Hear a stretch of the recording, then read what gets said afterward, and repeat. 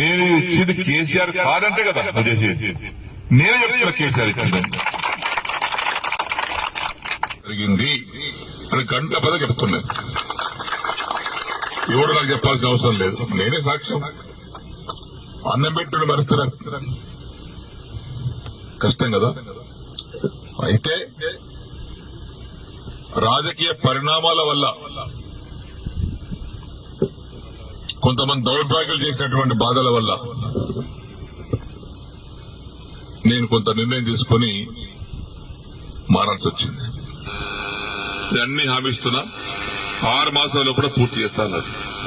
ఇవన్నీ కడువ కప్పుకున్నా, ఆ కడువ కూడా జాతీయ కడువ కప్పుకున్నా. నయమైంది. ఈ కోర్టు కేసులు ఉన్నాయి మా మీద కోర్టు కేసులు నడుస్తున్నాయి. అరే చేతి గుర్తు కండువ కప్పుకోలేదు బాబు, ఇందిరమ్మ బొమ్మతో కప్పుకోలేదు, జాతీయ కండువ మోదీ కూడా కప్పుకున్నాడు ప్రధానమంత్రి, అది కప్పుకురా చెప్పిన. అసలు ఆ కథ వేరు లీగల్ గా. ఇప్పుడు ఈ పరిస్థితిలో మనం ఇక్కడ ఆగినాం.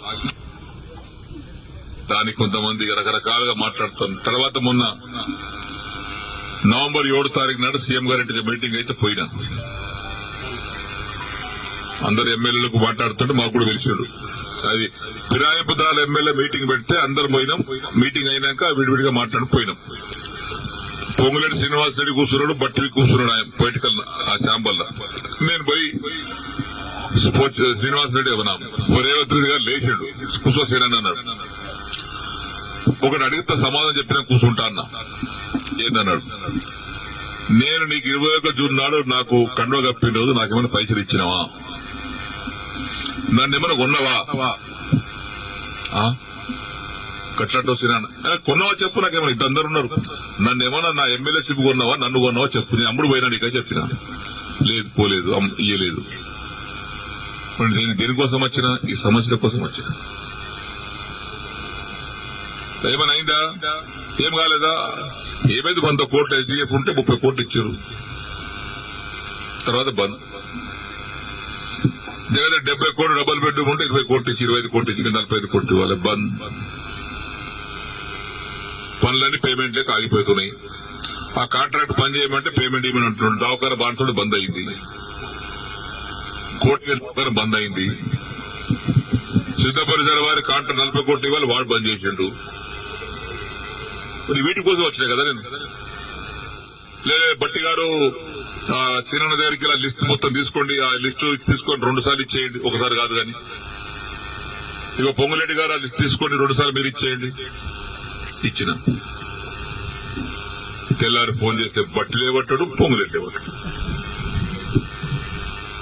ఏమని చెప్పుకోను నేను.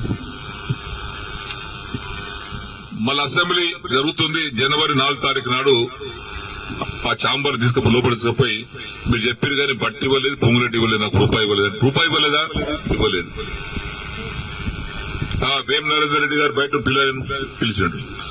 వేమన్నా సీనన్న బాధపడుతున్నాడు, అది ఇంకా పేమెంట్ కాలేదట, నువ్వన్నా మార్చిలో కూడా 3 విడతలు ఇప్పి.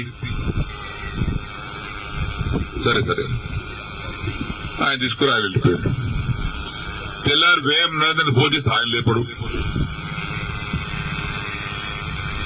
50 సార్లు చేసిన, ఒకసారి కాదు 50 సార్లు లేపడు. మళ్ళా మొన్న మార్చి అసెంబ్లీలో జరుగుతుంటే మళ్ళా పోయారు ఛాంబర్. మన అసెంబ్లీలో కూర్చున్న సీటు డబల్ ఉంటుంది. అయింది చెప్పిన ఏది కాలేదండి.